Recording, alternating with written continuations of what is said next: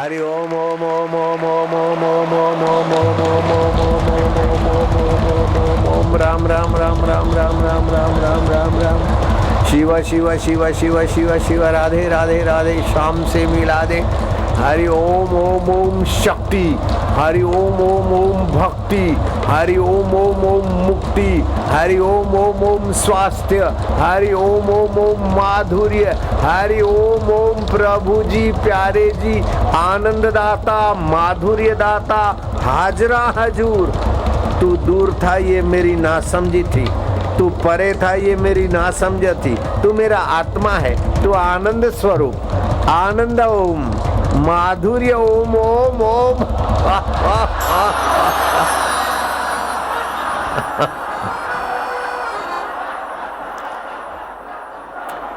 महाभारत में लिखा है, वर्ष के प्रथम दिन जो हर्ष से उल्सित से आनंद से प्रभु में रहता है उसका वर्ष भर ऐसा जाता है।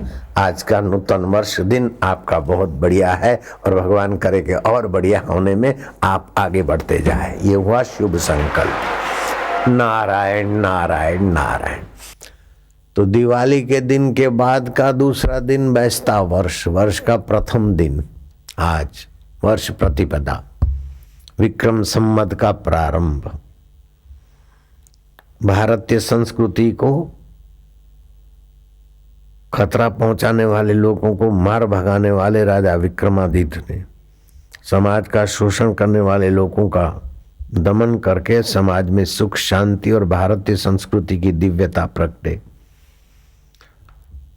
ऐसे बहुत काम किए। आज के दिन जो हर्ष में रहेगा वो वर्ष भर हर्ष और आनंद में रहेगा। जीव का वास्तविक स्वभाव है सत्य चित्त आनंद।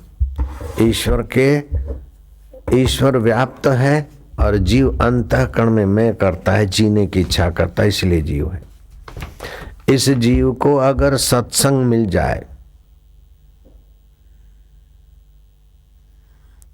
और अपना इरादा ऊंचा कर दे तो जीव आत्मा का ऐसा कल्याण शीघ्र और किसी योनि में नहीं हो सकता है। कल बताया था कि वर्ष के प्रथम दिन आज और दिवाली के दिनों में घी का दर्शन, गाय का दर्शन, बछड़े सहित गाय का दर्शन, हीरे का दर्शन, सुवर्ण का दर्शन शुभ माना गया। तुलसी का दर्शन, पीपल का दर्शन, देव मूर्ति का दर्शन शुभ माना गया। लेकिन जिनको देखकर परमात्मा देव की याद आ जाए, ऐसे हयात महापुरुष अगर मिल जाए तो वो परम लाभकारी माना जाता है। जागृत पुरुष मिल जाए, मूर्ति भगवान की, संत की मूर्ति दर्शन, भगवान का मूर्ति दर्शन शुभ माना गया। लेकिन मूर्ति दर्शन से भी साक्षात कोई लीलाशाह बापू जैसे, नरसिंह मेहता जैसे संत मिल जाए तो समझ लेना चाहिए कि भगवान की हम पर अति अति विशेष महाविशेष कृपा है। कबीरा दर्शन संत के, साहेब आवे याद, लेखे में वो ही घड़ी बाकी के दिन बाद। आपको आज के दिन अपना हृदय कैसा बनाना चाहिए? भागवत में आता है, जब किसी भी जीव के प्रति हृदय में कोई भी कुभाव नहीं रहता, तब उस समदृष्टिवान पुरुष के लिए जीवन की सभी दिशाएं मंगलमय बन जाती है। तो आज का मंगलमय संदेश है, यदा न कुरुते भावम सर्वभूतेषु अमंगलम समदृष्टि तदा पुंसाम सर्व सुखमया दिशा। जब किसी भी जीव के प्रति हृदय में कोई भी कुभाव नहीं रहता, तब उस समदृष्टिवान पुरुष के लिए जीवन की सभी दिशाएं मंगलमय बन जाती है। तो आज के नूतन वर्ष आप सभी के जीवन में सभी दिशाएं मंगलमय हो, सुखमय हो, आनंदमय हो। ओम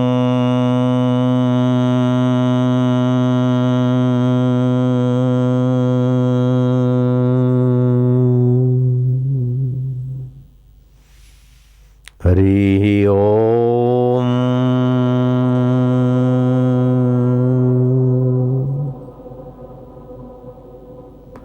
हरि ओम।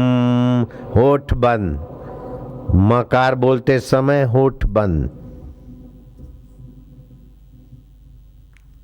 खूब प्यार से जो पाप ताप हर ले और अपना आनंद भर ले, अपना माधुर्य भर ले, अपना सुख और चैन हमारे हृदय में भर ले, वह हरि ओम का नाम खूब प्रीतिपूर्वक उच्चारना।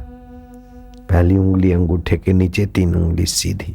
अगर 5-7 मिनट रोज, 6 से 8 मिनट रोज एक टक देख के ऐसा उच्चारण करो तो आपका रक्त भी शुद्ध, मन भी शुद्ध, आपकी बुद्धि भी शुद्ध और भाग्य की रेखाएं बदलने लग जाएगी। ऐसा करना है बस। और प्यार से हरि ओम।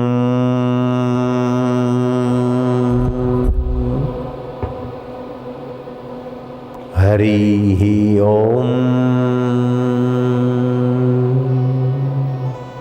होठ बंद, लांबू ओ नहीं करवानु। ओम हरि ओम।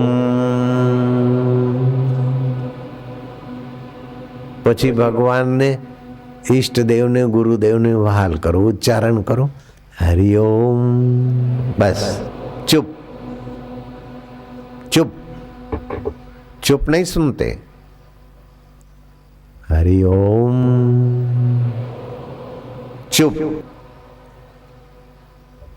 जितनी देर उच्चारण किया उतनी देर चुप होकर भगवान को प्रेम करो, आनंद उभारो।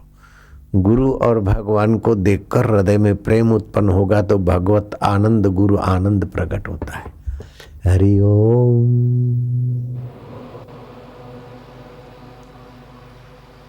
શું ઓ કર્યું છે સોનારોન? હરિ ઓમ।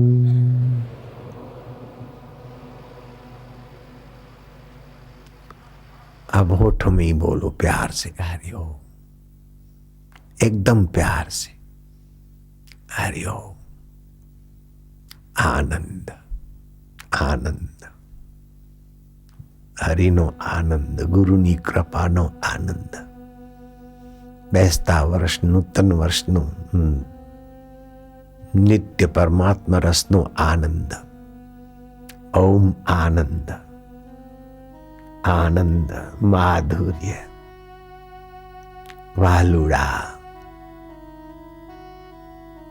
ओम आनंद। हरि ओम आनंद आनंद।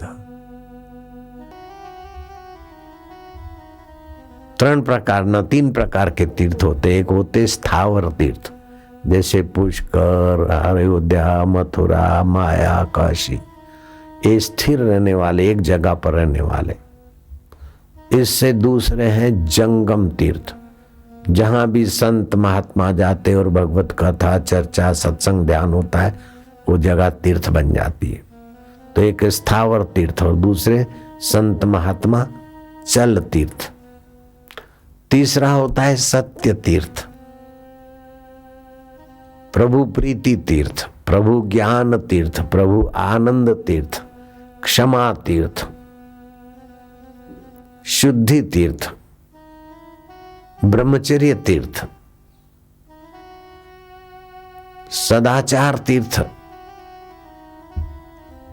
भगवान शिव ने कहा कि हे पार्वती, इधर तीर्थ में जाकर जो घूमते रहते खड़िया पलटन, ऐसे लोगों को सद्बुद्धि देने के लिए, जल्दी सफल होने के लिए शिव जी ने पार्वती को कहा, इदम तीर्थम भ्राम्यते तामसा जना। बुद्धि में तमस आ जाता है, बहुत सेवा लेने से, बहुत पुजवाने से, मुफ्त का माल खूब मिल जाए खाने पीने को तो बुद्धि में तमस आ जाता है। दिन को सोने से, तामसी खुराक खाने से बुद्धि में तमस आ जाता है।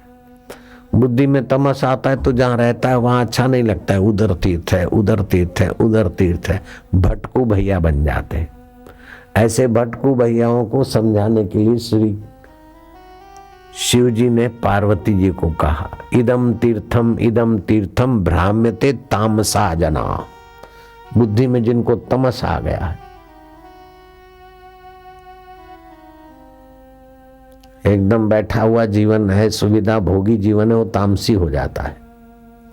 इदम तीर्थम भ्राम्यते तामसा जना, आत्म तीर्थम न जानन्ति कुत मोक्षसी प्रिय।